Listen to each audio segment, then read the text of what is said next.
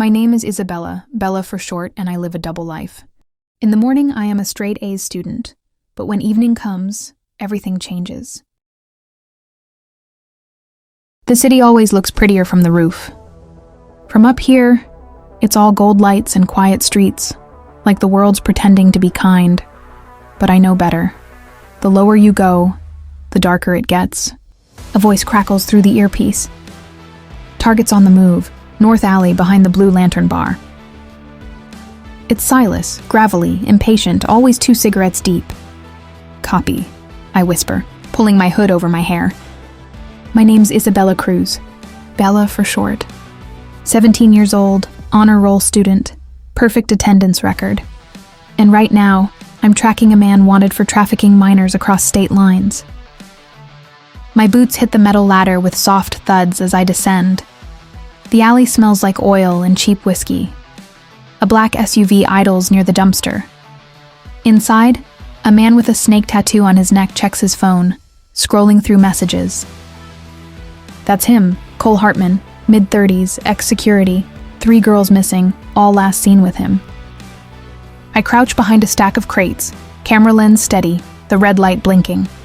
Snap, snap, a license plate, a face, proof.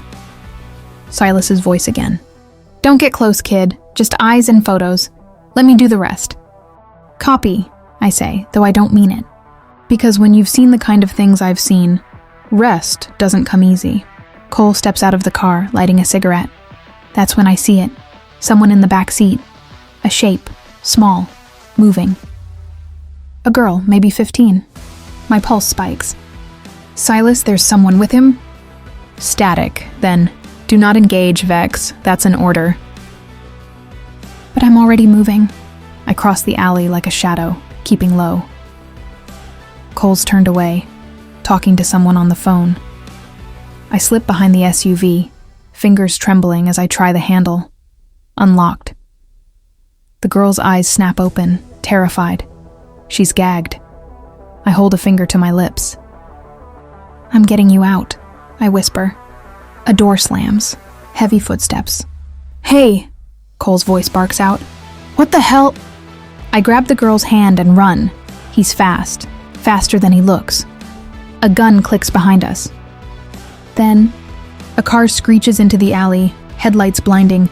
Silas's sedan. He leans out the window, shotgun in hand. Move! He yells. We dive in, the girl trembling between us as Silas floors the gas. Bullets hit the back window, spiderwebbing the glass. Silas grunts, eyes locked on the road. You disobeyed a direct order, Vex. She was in the car, I say, breathless. What was I supposed to do? He doesn't answer. He never does. The girl starts crying softly, clutching my arm like it's the only thing keeping her tethered to this world. I don't know her name, but I know this feeling, the fear, the shaking, the desperate need to be seen. And as the city lights blur behind us, I realize this is what I've become. A straight-A student by day, a savior in the dark, and maybe a criminal in between. But as long as I can save one more girl like her, I can live with the lies. The safe house reeks of stale coffee and adrenaline. The girl we pulled out sits curled up on the couch, silent, eyes red from crying. Silas is pacing near the window, rubbing the bridge of his nose like the world's too heavy to hold. You disobeyed me again, he says without looking up. I keep my eyes on the floor. She was in the car. I couldn't just leave her. He sighs, the kind that sounds more tired than angry. You're not supposed to save everyone, Vex. You gather intel, you call it in. You're gonna get yourself killed one night, and then who am I supposed to yell at? Despite the scolding, his tone softens near the end. Silas never says it, but he cares. He's just too broken to show it. Go home, he mutters finally. Before your mom wakes up and realizes her daughter's out here pretending to be Batman. I crack a small smile that doesn't reach my eyes. I'm smarter than Batman. He huffs out something like a laugh. Yeah, that's what scares me. By the time I crawl through my bedroom window, dawn is breaking. My room looks the same as always. Neat desk, honor roll certificates, a photo of my sister on the nightstand. I change, clean the dirt off my hands, and try not to think about the look on that girl's face. She was scared but grateful, like she saw me as something more than human. If only she knew how lost I really was. At school, everything feels too bright, too normal, the kind of normal that hurts. "Bella!" My friend Lauren calls from across the hallway. "You ready for the calculus test?"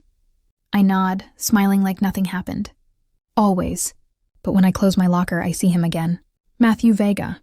The new transfer, dark hair, storm gray eyes, the kind of calm that doesn't belong to a 17-year-old. He doesn't talk much, but when he does, people listen. Teachers like him. Students want to know him. No one really does. And yet, somehow, I can't shake the feeling that he sees right through me. He's standing near the window, earbuds in, scrolling through something on his laptop. His posture is relaxed, too relaxed. His eyes flick up just for a second and meet mine.